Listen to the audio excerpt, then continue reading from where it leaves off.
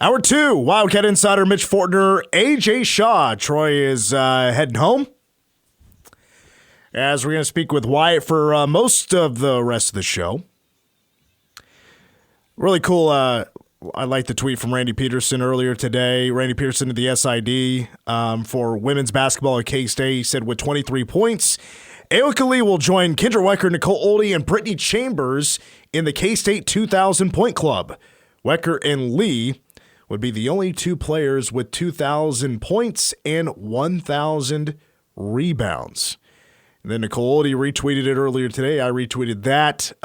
Man, I'm so into K-State women's basketball, right? And I have for a long time. I mean, I remember as a kid when Nicole Oldie was playing at K-State and how half of Clay Center would always go to the games, and because Clay Center's pretty close, and wanted to go watch the hometown kid. And it wasn't just Clay Center, it was also Marysville with Kendra Wecker. Now, what's interesting is the state of Minnesota will tie the state of Kansas once Yoki passes 2,000 points from players from particular states, because Kendra and Nicole from Kansas, Brittany Chambers and Aoka Lee from Minnesota. I can't remember what town Brittany Chambers is from, but she is from the state of Minnesota. All right, hour 2 of Wildcat Insider. We'll hear from Wyatt here in just a second. Plus, to wrap up the show, we'll get AJ's prediction on the national championship game. Oh, boy. And we plan also to crown a Mitch in Vegas champion tomorrow. Just want to say this really quickly about Brittany Chambers. She went to high school in Jordan, Minnesota. Oh, no, never heard of it. It is kind of near Minneapolis. Okay. I look up where Byron, Byron, Minnesota is, because that's where Yoki is from, and I have no idea. I've been to Minnesota once, don't know a thing about it. However, it sounds like WrestleMania 41 will be in Minneapolis. It's in southeastern Minnesota. I would say it's a little bit southeast of Minneapolis. St. Paul. What? Yeah, Cats have done some pretty solid recruiting up there in Minnesota, in that area, over the handful of years. All right, let's check in with The Voice. He joins us from his hotel room in Morgantown, West Virginia. Let's now speak with the voice of the Cats, Wyatt Thompson. Wyatt, I hope the weather there is better than it is here. I'm sure it's better where I am as opposed to where you are, but it isn't exactly what I would describe as beautiful weather here in Morgantown. It's been overcast since we came in last night, a little bit bumpy coming in, and it's been windy and cold. A little bit of precipitation, but for the most part, just a cold drizzle, I guess is what I would call it to this point. They are expecting quite a bit of rain overnight, maybe up to about an inch. So, yeah, I think it's wintertime here and there, and you can tell it. Now, does the team stay at that hotel that's right next to the baseball stadium and looks down on Morgantown? It's a great view of the town. Actually, no. We're right on the river at the Marriott, Okay. and that facility that you referenced there a moment ago. We were there. Casey and Tom Gilbert and I went and grabbed a sandwich after our basketball practice over that way, and I got a first kind of look at their ballpark. I had not seen it before. I've been to the football stadium many times and to the Coliseum many times, but had not seen the baseball park, so I'm glad I got a chance to do that. Yeah, for anybody that's never been to Morgantown, they don't call them mountains, they call them the hills. It's very, very hilly, but up there where the baseball stadium is, it's on top of a hill. There's a hotel right there on the third base side of the stadium, and it's got a beautiful view of Morgantown if you get to the right spot. So That's it, yeah. Yeah, when I was with soccer, we stayed there many times. Yeah, it's an interesting town. It's an older town, of course, like many in the eastern part of the country is. But, you know, I've told some of the younger people in our staff that haven't been here many times that, you know, their fans are like K-Staters to a degree, meaning that they love their school. They're very passionate about their sports teams. And I've always appreciated their fan base. I think, you know, they probably in the early days probably felt pretty isolated, but I think with the way the league has evolved and grown and changed, I think they probably feel a pretty big part of it now. And they're like K-State. They're talking still a little bit about football here because, like the Cats, they won their bowl game and finished 9-4, and Neil Brown did a really good job with them. I don't know about you, but we could start with that. Neil Brown, yeah, getting to a bowl game, won the Duke's Mayo Bowl. I was not expecting West Virginia to have a good year. I think he proved a lot of people wrong this season. Well, he did, and I think he was motivated by it. If you go back to the Big 12 Media Days in Dallas in July, they were picked last in the league by the coaches by a pretty good margin, and I think it motivated him, to be honest with you. Now, having said that, I have to be honest, too, and say I think they were undervalued by everybody. I felt like, and I'm not trying to say I know more than anybody else, but I felt like they were going to be better than people thought if they got decent quarterback play. And that's kind of exactly what happened. It wasn't perfect, but they always seemed to have a competitive defense, and they were hurt a lot by the transfer portal last offseason. And I think in general speaking terms, that's why people thought they were not going to be very good, because they lost some really good players in the portal, but they also replaced some guys that really ended up being pretty quality players. And then they had some other kids that really blossomed in key roles, like Lee Koba, who's a really good football player here. But that quarterback play was monster for him. There's no doubt about that. Green was rock steady. He wasn't sensational by any stretch of the imagination, nor was he going to be a guy that put up numbers like a Dylan Gabriel or somebody, but they were good. They were solid. Well, Wyatt, of course, K-State won their bowl game back on December 28th. The Pop-Tarts Bowl in Orlando, Florida. Cats beat number 18, NC State, 28-19. The final last time we talked was the day before the Pop-Tarts Bowl at the pep rally there south of downtown Orlando. So we got to preview. Now we get to talk about the Cats after the bowl game that finished 9-4. Let's first start with Avery Johnson, who didn't have like ginormous numbers or anything. He did play against a really good Wolfpack defense, but to you, how impressive was Avery's game where he throws for 2 touchdowns and he runs in 1 as well? Well, I'm probably going to sound like a coach when I say this, but I was impressed with the way Avery handled himself all the way back to the end of the regular season. Once Will Howard got into the portal and those types of things started to happen, including, Colin Klein making the decision to leave K-State and to go to Texas A&M, there was a lot of, I guess I'll use the term consternation, around the program, frustration with the loss to Iowa State, and then of course, the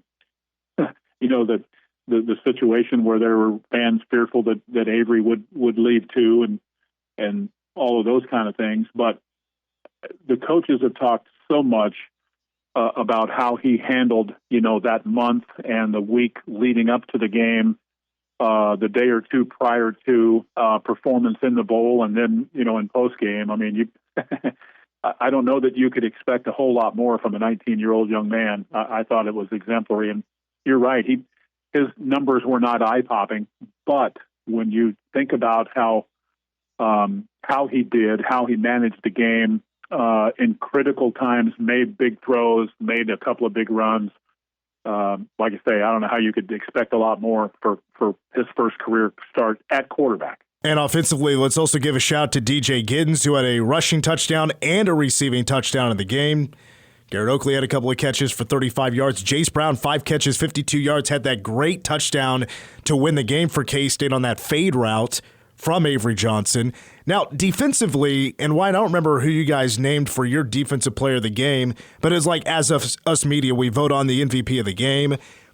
Avery Johnson was the MVP, but I want to get your thoughts on the guy that I voted for, VJ Payne, who I thought had his best game as a Cat. He had 10 sacks, and he made the hard-hit sack on Brennan Armstrong on that 2-point conversion that allowed K-State to keep the lead. I totally respect the question. I totally respect your thought on VJ. Like you, I thought if it wasn't the best game he's played at Kansas State, it was probably the second best game. And let's be honest, how do we know how that game would have turned out had he not made that play and they had tied the game with the 2-point conversion? Because at that moment, they had all of the momentum. There's no real reason to say if that play isn't made that K-State still wins the game. Would you agree with that? I mean, I think it's an obvious statement. So I think he played exceptionally well. And you know what? K-State, in my mind, I thought for the most part, they did some good things in the first half, got themselves a lead. But I think when it was all said and done, They won the ball game probably with defense in the third quarter and offense in the fourth quarter. How's that for an assessment? No, totally agree. I mean, the Cats just needed that one touchdown drive after they pretty much controlled the first half. They just had a tough time stopping the quarterback run with Brennan Armstrong. That's all NC State could do offensively. Cats correct that in the second half and just give up. NC State did own the third quarter, and I'll give them that when it comes to putting points on the board, but K-State got it done in the fourth to win the game by 9 points. Now, if we were to let's jump back to the offense, because big news, of course, last week, and that is Connor Riley, offensive line coach, took over the play calling duties. It was an audition, so to speak, for Chris Kleiman to make the decision if Connor Riley is going to be the future offensive coordinator or not, and he will be. And also Matt Wells was hired to be a co-offensive coordinator, quarterbacks coach, and assistant head coach. Love to get your thoughts on the hires and also Connor Riley getting the job, but also his work in the Pop-Tarts Bowl, because that was probably a lot of pressure heading into that game. I think a ton of pressure, and I think Connor would probably tell you that it was a big-time learning experience. He would probably tell you that he wasn't perfect, and in particular in the third quarter. But other than that, I thought it was really pretty exemplary for his first time. And you remember, not that long ago, we were talking about Colin Klein doing that in a bowl game, right? Yeah. It takes a little time to settle in. If you look at, and here we are talking about Avery. We haven't said much about DJ Giddens, but the way he ran the ball, the way the offensive line played, how some of those receivers, came through. I think you have to give Connor Riley some credit for that. And I'm really happy for him moving forward, because I think I have a pretty good feel for what kind of football coach he is. And maybe even more importantly than what I think, clearly more importantly than what I think is what Chris Kleiman thinks of him, and they've had a long and quality working relationship. I've said this to fans and other people in interviews, that when Scotty Hazelton left K-State, I was pretty down, because I thought Scotty was really good and what have you. But Chris Kleiman, I remember him telling me, Joe's going to be just fine. And pretty much a similar thing was said this time with Connor, and I'm taking the man for his word. I think Connor is a terrific person, football coach, and I think he'll handle this fine. And then I have to say this, too. I had an opportunity on Saturday at the K-State basketball shoot-around to meet Matt Wells. K-State football had some people there and some recruits on campus, and it was really neat talking to Matt, because I'd heard so many things through Coach Kleiman about him. And I think the one thing that I would stress here is that, yes, Connor Riley is going to be the play caller, but, the people don't understand, I think, how that necessarily works. All of those coaches during the week have input on, what calls are on Connor's play call sheet and what have you. They're going to play to Avery's strengths, and that's one of the things that Connor and I talked about too. He said, he asked Avery, what do you like, what do you not like, what do you want in this situation, and all. There's just so much more to it than just one guy's doing everything. And I think Matt Wells will be a monster addition. I really believe that. Mitch Fortner with the voice of the Cats, Wyatt Thompson. Let's take a break here on Wildcat Insider, and when we come back, let's get into K-State hoops. Big game from Tyler Perry, and the Cats are 1-0 in Big 12 play. We'll talk about Cats beating UCF on Saturday next on Wildcat Insider. We are back on Wildcat Insider. Mitch Fortner, Troy Coverdale, AJ Shaw on the board, and Wyatt Thompson, the voice of the Cats, joining us from Morgantown, West Virginia. K-State men's basketball and the Mountaineers will meet up at the WVU Coliseum tomorrow at 6 o'clock. Pre-game coverage right here on K-Man will begin at 5. By the way, speaking of sports here on K-Man, Chiefs Kingdom is coming up at 6 o'clock, and then at 7, we will jump in progress with the coverage of the national championship game. Michigan and Washington kicking off a few minutes after 7 o'clock. We'll have that game right here on K-Man. Back with Wyatt Thompson from Morgantown. Before we talk about the Mountaineers here, Wyatt, let's look back at Saturday just a couple of days ago. K-State with a very impressive performance. They beat UCF in the Knights' first game in Big 12 play ever. Cats control it from start to finish, 77-52 the final score. I mean, so many storylines from this game, from Tyler Perry to the defense. But first, I want to just lead off with the start of the game. Cats get off to a 14-3 run heading into the first media timeout. I don't know about you. I guess first question is, do you feel like that was one of the best stretches of 4-minute basketball K-State's had so far this season?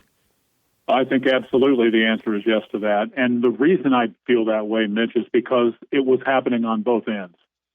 You could tell right away in attack mode offense and, frankly, attack mode defense that they were there to really get after it. It helps making shots, and Coach talked about that after the game. But just the aggressiveness in which they competed, and they were really the rebounding ended up being pretty even, but early in the game, and we're talking like in the first, say, half or 2/3 of the first half, K-State was dominant on the glass, and they were dominant on the offensive end, and they were dominant on the defensive end. It was quite impressive. Yeah, it really was, and it set the tone for the whole game where K-State was up 11. They grew to a lead as much as 35 points.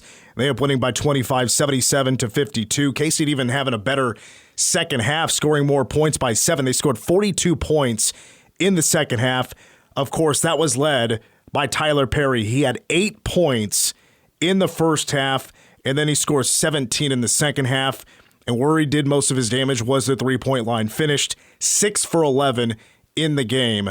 Wyatt, I think we once again got the case. Even though we've seen him have some good days from three, that was more early on, like at the beginning of the year. But I think, Wyatt, we saw the advertised, heading into the season, the advertised Tyler Perry really shine on Saturday. Agree with that 100% too. And I think I go back to that aggression thing. He was aggressive. There was one point where he passed up a wide open shot. And I think most people that were sitting somewhat close, like I was, heard the coaching staff scream at the top of their lungs to shoot the ball. And after that, I don't think Tyler passed up many shots. And fortunately, he made a bunch of them. And I think he is continuing to evolve as a Wildcat. I said in an interview earlier today with some of the people here in Morgantown that it's been an interesting change for Tyler from who he was, what he was at North Texas, to who he is and what he is now with Kansas State, because, the style is different. The personnel is different. They're asking him to play a little bit different. And I think he's continuing to evolve and get better, but I think that's also true of the team. But, let's be honest, when you're the point guard of the basketball team and a good one, usually there's a lot on your shoulders, and that's the fact here for Tyler Perry. And it's great to see him start league play like that, and you hope he can continue. He's not going to score 25 every night, I don't think. I'd take it, but he's certainly capable, and that's the good part. Yeah, 25 points, 5 assists. I think that's been an underrated part of his season this year, Wyatt, that Tyler Perry has been pretty much from game to game putting up a pretty decent amount of assists. I think there for a while, you may have to correct me if I'm wrong, but wasn't there 7 straight games he had exactly 6 assists? Yes, yeah, and that's, you're right about that. He's been pretty rock steady with that.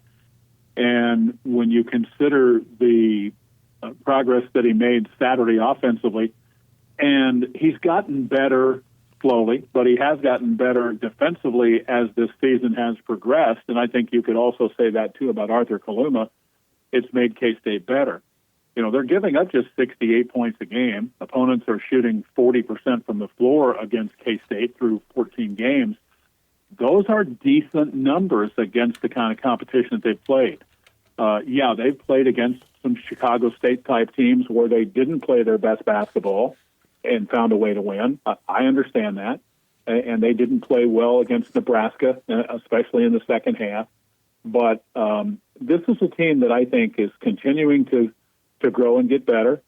They don't have the explosive offensive threats that they had a year ago, but when they're all playing at optimum level, and making shots, they can beat anybody on a given day. I firmly believe that. The rotation for K-State's bench last 2 games have been very interesting. You see Taj Manning come out against Chicago State and play quite a few minutes. He got a couple of big buckets there in the final 4 minutes of the game. And then against UCF, really was only rotating in Dede Ames and Dorian Finister. And Dorian finishes with 6 points and 4 rebounds. Coach said after the game that they're still just kind of figuring things out, like trying to figure out the right formula. What does it take game per game? They need just 7 guys. They need 9 guys. But I tell you what, Dorian Finister has really grown over the last couple of games. I think that's very accurate, and I'm really happy for Dorian because I think he's a young man that really cares about K-State basketball and his career. And for him to have some success is a good thing. Remember now, he played in 6 games last year and didn't really do a whole heck of a lot necessarily. So he's still a very, very young player. And to have some success now, I think only helps him moving forward. He's long, he's athletic, he can handle the ball pretty well, shoots it okay. I think he could play a very interesting role as we go forward into league play here. We've seen less playing time from R.J. Jones and Jarrell Colbert over the last handful of games, and I think K-State will need those guys moving forward. It may not be 15 or 20 minutes a game going forward, but just in spurts, I think they can help too. You could probably say the same for Buddy Rich. But you're right. I mean, right now, Day and Dorian are going to be very important pieces moving forward because K-State needs at least 7 and probably maybe 8 guys when you get into these, 2 games a week and you got a Cam Carter playing 36 minutes, Tyler Perry 36 minutes, Arthur Kaluma 35 minutes. That's a lot of minutes, bud. It just is. How do you feel about Will McNair's season so far?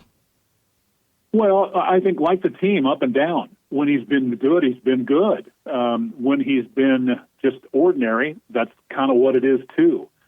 I think, again, I hate to be repetitive in our business, but again, it goes back, I think, to playing with an edge, aggressive, if you will.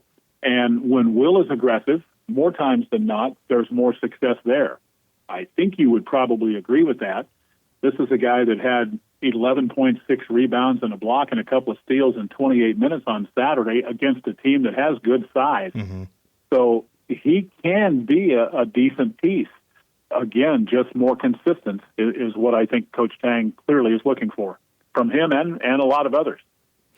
Mitch Fortner with the voice of the Cats, Wyatt Thompson. One more about K-State just as a team before we take our next break and look at the Mountaineers. Just love to get your thoughts on the way they've been playing defense lately, because early on, defense was not very good. Teams were scoring way too easily on them. They gave up a ton of points against teams like USC and Miami. If they played better defense, they could potentially, make it a close game and be in the running to possibly win those games. Coach mentioned he thought last 3 or 4 games they've played good defense. You just maybe not notice it because there were closer games than what they should have been. How do you feel about K-State's defense right now? I think it's still getting better. We talked about the fast start at both ends against UCF a little while ago.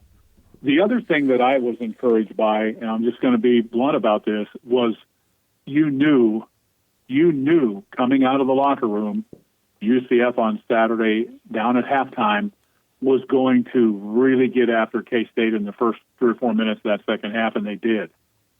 And even though they were the aggressor and the better team over that 4 minutes, and Stan and I talked a lot about this, K-State outscored them in that segment 6-2. The next thing you know, that run is like 17-6, and it's game over. So they were at one level and maintained, and then went to that next better level and put the game out of reach. And I think that's what I'm saying about the consistency, in that you do it for longer stretches of time, both ends of the floor. It certainly augments your chances because, let's be honest, we're not going to see very many 77-52 games in our league. There were 2 blowouts on Saturday in Houston, West Virginia, and Houston was the other one. All of the other games, like most of them in the league moving forward, are going to be, 1 possession, 2 possession, single-digit games. That's just the Big 12. One more segment with Wyatt. When we come back, we'll preview the Mountaineers for tomorrow night's matchup in Morgantown. This is Wildcat Insider. Mitch Fortner and the voice of the Cats, Wyatt Thompson. Wyatt not in studio. He joins us from his hotel room in Morgantown, West Virginia. Cats play tomorrow against the Mountaineers at the WVU Coliseum at 6 o'clock Central. That means a pregame coverage at 5.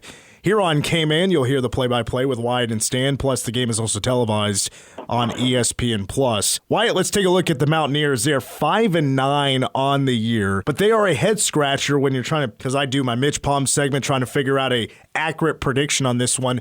They're 5-9, of course they've struggled, but they've also been missing a handful of guys because of sitting out with transferring for a second time, not being a grad, not graduating from college with a 4-year degree yet, like a Raekwon Battle from Montana State.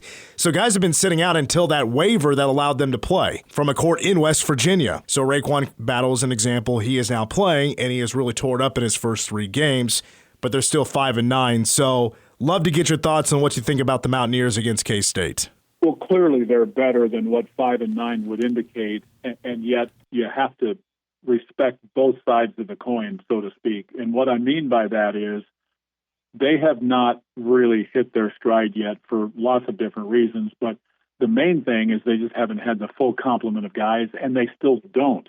Jesse Edwards, their top big man at 6'11" and 240, is probably out another month. He has a broken wrist, but it's big time for them to have Raekwon Battle, Noah Farrakhan, and Kirk Kriisa back, because what that does is it slides Kobe Johnson to the bench and also Josiah Harris off the bench. And if those guys are your basically 6th and 7th guys, I think it makes them a much stronger basketball team.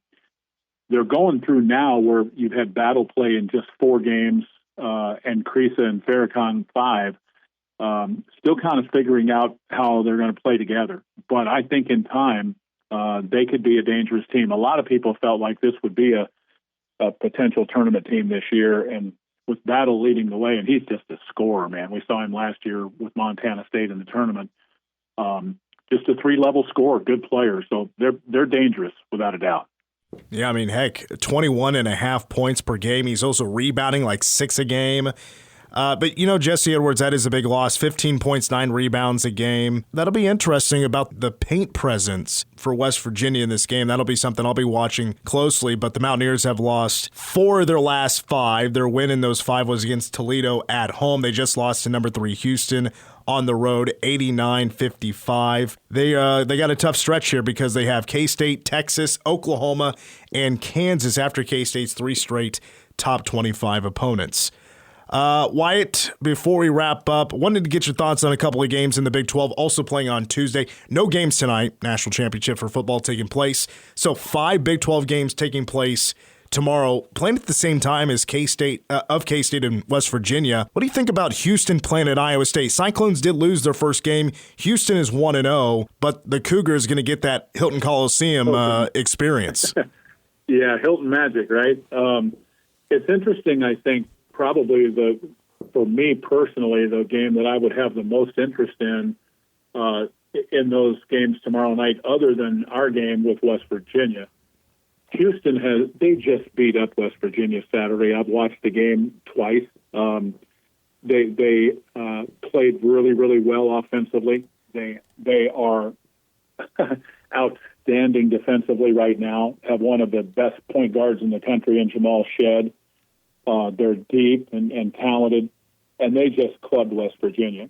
So with that said, that makes me interested on how they can do at Iowa State, and 2, how West Virginia may respond at home tomorrow night. With Iowa State, I haven't seen enough of them yet, but I know they have good quality personnel. I'm anxious to see how they play tomorrow, because the place will be rocking. Yeah. And Houston has a very long streak. I think right off the top of my head, it's like 23 or 24 straight regular season victories. Not home wins, victories in the regular season. So they've got a lot to play for, and many people think they are absolutely one of the 3 or 4 best teams in the country. We'll see. Now, one team I don't really know a ton about, but I watched them on Saturday night because they played in Provo, and it was like a 9:00 tip-off. And it was BYU, a top 15 team. Cincinnati went into Provo and beat them with a very impressive second-half performance. And now Cincinnati's going to host the number 25 Texas team that just lost at home to Grant McCasland and Texas Tech. So this is a very intriguing game as well. Very much so. From the Cincinnati perspective, like you, I watched the game in Provo and was very impressed with how they played. They are pretty long and athletic. I thought they shot the ball well. I thought they defended BYU really well, and maybe even exposed BYU to a certain degree, I think. We'll see how that plays out. On the other side of that is Texas, right? I mean, they don't lose at home very often. The other night when they lost at home to Texas Tech, that was only the second loss ever in the Moody Center, and we remember the first one, right? That was the K-State game last year. So this is a big game for Cincinnati, but in the same breath, it's a monster game for Texas after losing that game at home to start league play. Another really, really interesting matchup tomorrow in Cincinnati. Houston, Iowa State, Texas, Cincinnati, they all play at the same time as the Cats and Mountaineers. Also tomorrow, Oklahoma State at Texas Tech. Number 18, BYU visiting number 14, Baylor. That tips off at 8 o'clock. That's also an online game on ESPN+. But Wyatt, I know you're busy, so I'll let you go, and we're looking forward to hearing the broadcast tomorrow night with the Cats taking on the Mountaineers at 6 o'clock. So thank you for your time, and we'll catch up soon. Sounds good. Nice talking to you, partner. Appreciate it. Once again, that is the voice of the Wildcats, Wyatt Thompson, here on Wildcat Insider. AJ, we should go ahead and probably, before we take a break, update on the latest closing that we got for tomorrow. You want to give us that information? Yes, USD 383 is closed tomorrow. All schools are closed tomorrow, so no school for USD 383. And that's Manhattan Ogden. So shout out Manhattan Ogden. Snow day tomorrow.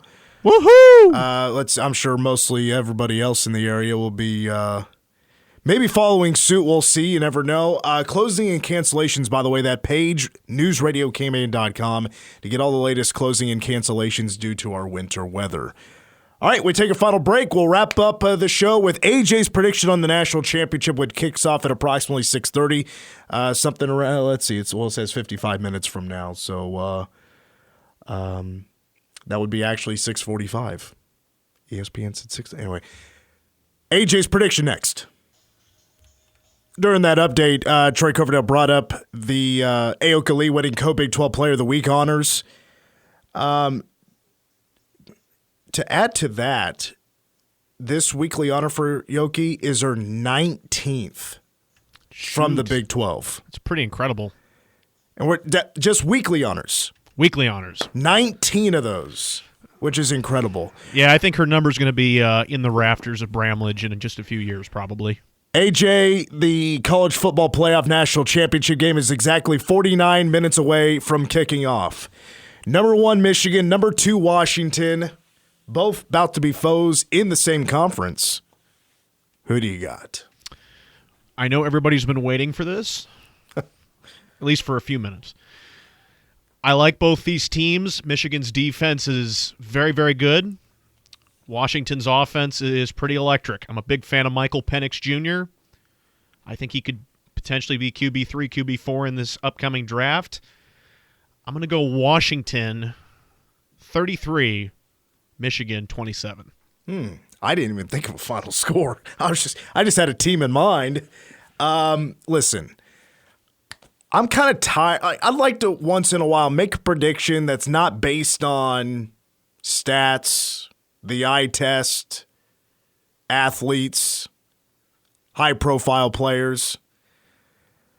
Washington has the most adorable mascot in athletics, and that is Dubs the Husky. Yes, sir. Puppy. He's grown up, getting bigger. He is in Houston for the game and is just adorable. So I'm going with the team that has the cutest mascot, and I'm picking Washington to win the national championship. And also, like I said in the first hour, hey, I appreciate a good cheater if you're good at it. If you're not cheating, you're not trying, but, kind of got caught. So this is where Jim Harbaugh should crumble, and I think it'd be cool if Washington won the national championship. I think they won one back in 90 or something like that. 1991 is the last time they won it. Michigan technically won it in 97, but Nebraska won it really that year. That was back when you didn't have BCS still, so it was kind of weird back then. I like dogs. I like underdogs. So I'm going to pick the Huskies to win it all. All right. And win the College Football Playoff National Championship in kind of a dumpish NRG Stadium in Houston, Texas. Somebody was already reporting the roof is leaking. Are you kidding me? Onto the field, yeah. Oof. Not a great look, Houston. That's going to wrap it up for Wildcat Insider. We're back for just 1 hour tomorrow from 4 to 5 because pregame coverage of the K-State men taking on West Virginia will begin at 5 o'clock tomorrow evening. For AJ Shaw, Wyatt Thompson, Troy Coverdale, I'm Mitch Fortner. We'll talk again tomorrow. Go Cats.